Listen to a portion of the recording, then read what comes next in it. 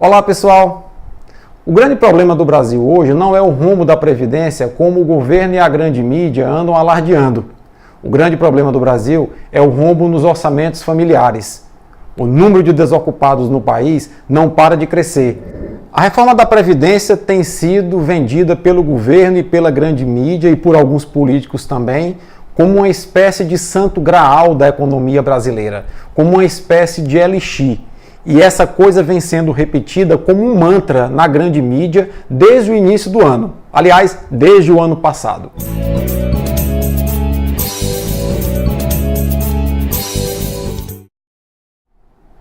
Para o IBGE, desocupado é todo aquele que está apto ao trabalho, está em busca de trabalho, mas não encontra trabalho. Esse número no Brasil hoje já atinge cifras astronômicas e nós não observamos nenhuma política governamental no sentido de reverter esses números. Os dados oficiais revelam que no Brasil já são mais de 55 milhões de brasileiros fora do sistema da Previdência Social. São 13 milhões de desempregados, quase 5 milhões de desalentados, que são aqueles que já desistiram de procurar emprego, e mais de 37 milhões de brasileiros vivendo na informalidade. Pois é, pessoal, para alguns políticos, o governo e a grande mídia, se a reforma da Previdência não for aprovada, a Previdência irá quebrar e o Brasil também. Olha, eu penso exatamente o contrário. Eu acho que se nós não tivermos políticas consistentes, e aparentemente não existe essas políticas no governo, de redução do desemprego e inclusão dessas pessoas que estão fora do sistema previdenciário como contribuintes para aumentar o bolo arrecadatório da Previdência, aí sim ela corre o risco de quebrar. Fica comigo que eu te explico isso um pouquinho melhor. Considerando que a renda per capita do brasileiro é de R$ 1.373 por mês, considerando que atualmente existem 55 milhões de brasileiros fora do sistema oficial de previdência e que eles deveriam contribuir em média com 16% entre a contribuição do segurado e a contribuição patronal nas diversas modalidades que existem, a Previdência iria ter uma arrecadação extra de 157 bilhões de reais por ano. Olha, esses números, eles apontam simplesmente para um fato. Um quarto da população brasileira, cerca de 55 milhões de brasileiros, estão fora do sistema previdenciário enquanto contribuintes.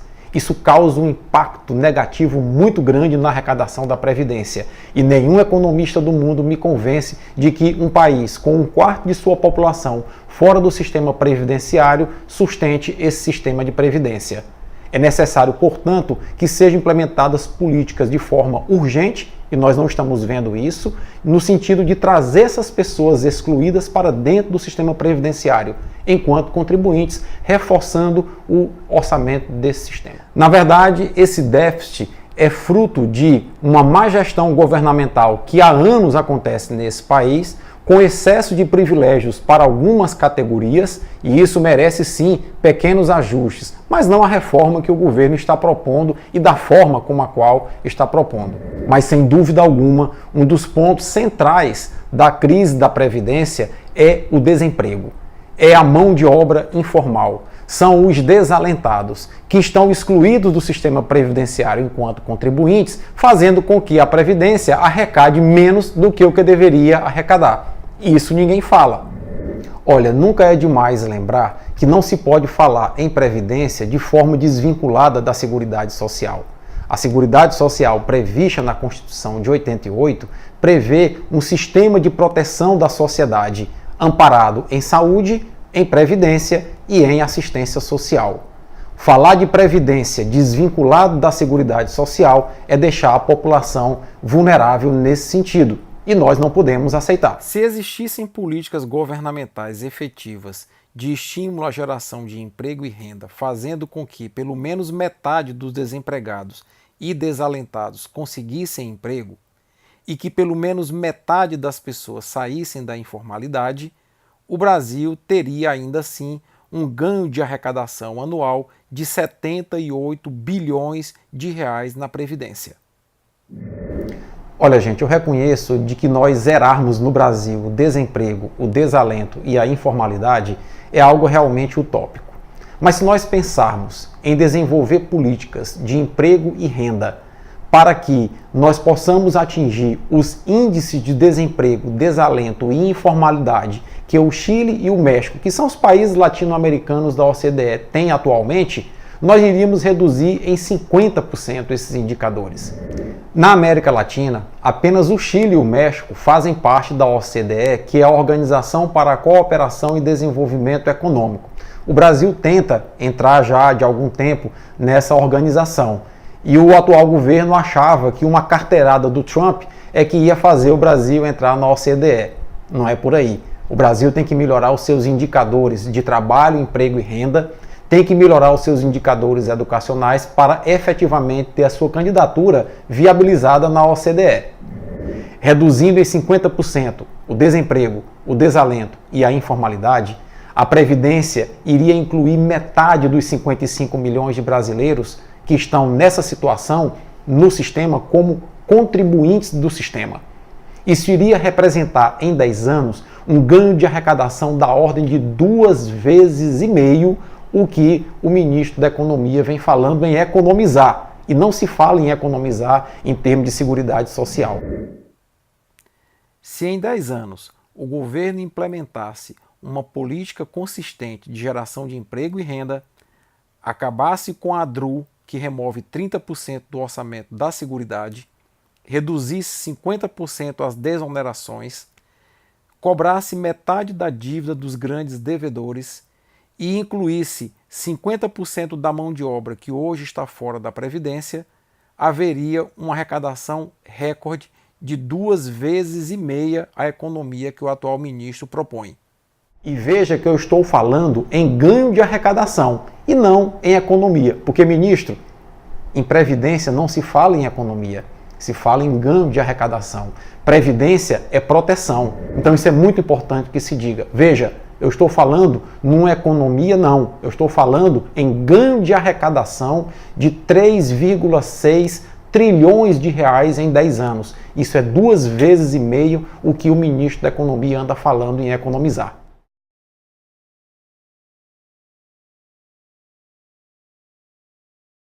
Então o que fica claro é que falta, na verdade, um plano de governo que tenha em suas bases programas de incentivo à geração de emprego e renda. Na verdade, se esse plano existisse e já estivesse sendo posto em prática, nós já estamos entrando pelo 5º mês do novo governo, né? E só se fala em reforma da Previdência. Além disso, se o governo abrisse mão da DRU, que foi criada lá no governo Fernando Henrique Cardoso na base de 20% e aumentado para 30% no governo da Dilma, a DRU, ela retira 30% das receitas vinculadas à Previdência para fazer superávit primário e o governo pagar juro a banqueiro internacional. É o dinheiro do trabalhador sendo transferido para o capital especulativo internacional.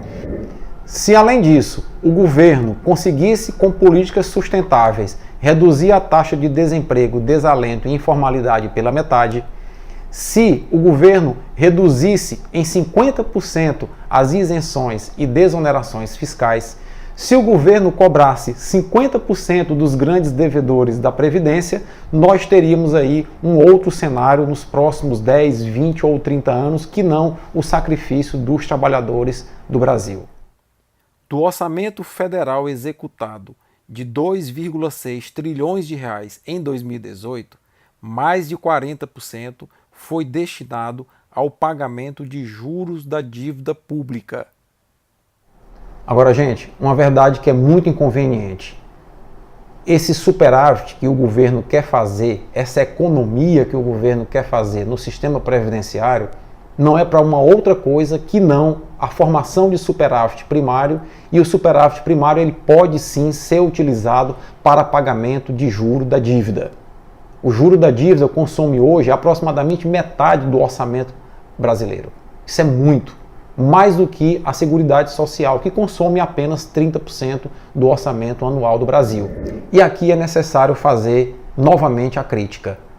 Em Seguridade Social, em Previdência Social, não se fala em economia, porque se falar em economia nesses sistemas é falar em economizar o sistema de proteção à população que está tão vulnerabilizada nesse país.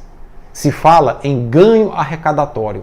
Então nota-se que o governo está com seu foco totalmente perdido. Ou seja, o governo foca em penalizar a classe trabalhadora do Brasil para aumentar a economia com a Previdência, quando deveria falar em geração de emprego para inserir os trabalhadores no sistema e aumentar a arrecadação para aumentar a proteção à sociedade brasileira.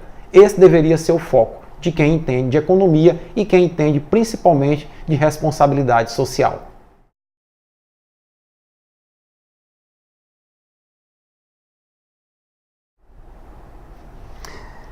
Pessoal, com a evolução dos dados demográficos dos últimos 10 anos no Brasil e no mundo, a mudança do panorama social e econômico também, talvez fazer alguns ajustes na Previdência seja de fato necessário. Agora, que ajustes seriam esses? São os ajustes que eu penso? O ajuste que você pensa, que o governo pensa, que a mídia pensa? Ou os ajustes que são realmente necessários com base em relatórios técnicos consistentes que até hoje nós não vimos? O governo não abriu esses relatórios, essas planilhas. É por isso que eu defendo a realização da primeira Conferência Nacional da Seguridade Social. Por quê? Porque eu não entendo previdência desvinculada de seguridade social. Porque aí nós iríamos reunir o governo, iríamos reunir as associações, sindicatos e a sociedade civil organizada num amplo debate acerca de que previdência o Brasil realmente precisa para os próximos 10, 20, 30 anos, dando uma maior estabilidade e uma maior representatividade a essa proposta de reforma da Previdência. O que nós não podemos aceitar é que um projeto de reforma tão profundo na nossa Previdência seja feito por 3 ou 4 pessoas trancadas dentro de um gabinete em Brasília, mandado para o Congresso Nacional e negociado com a base parlamentar de apoio a partir da nomeação em cargos, a partir do contingenciamento de verba das universidades, com a promessa de liberação desses recursos e desses cargos após a aprovação da Previdência. Isso é política miúda, isso é velha política travestida de nova política, e isso nós não podemos aceitar. Na verdade, isso afronta a população, afronta a democracia. Nós temos que nos envolver na discussão e participar ativamente desse processo de discussão. Eu finalizo a minha fala dizendo que apenas com diálogo, discussão e transparência é que se faz democracia representativa e democracia direta. Se você gostou, compartilha, assina o nosso canal do YouTube. Se não gostou, critica, mas é fundamental que você participe, porque apenas assim nós podemos mudar a Teresina, o Piauí e o próprio Brasil. Um cheiro no coração de todos e até a próxima.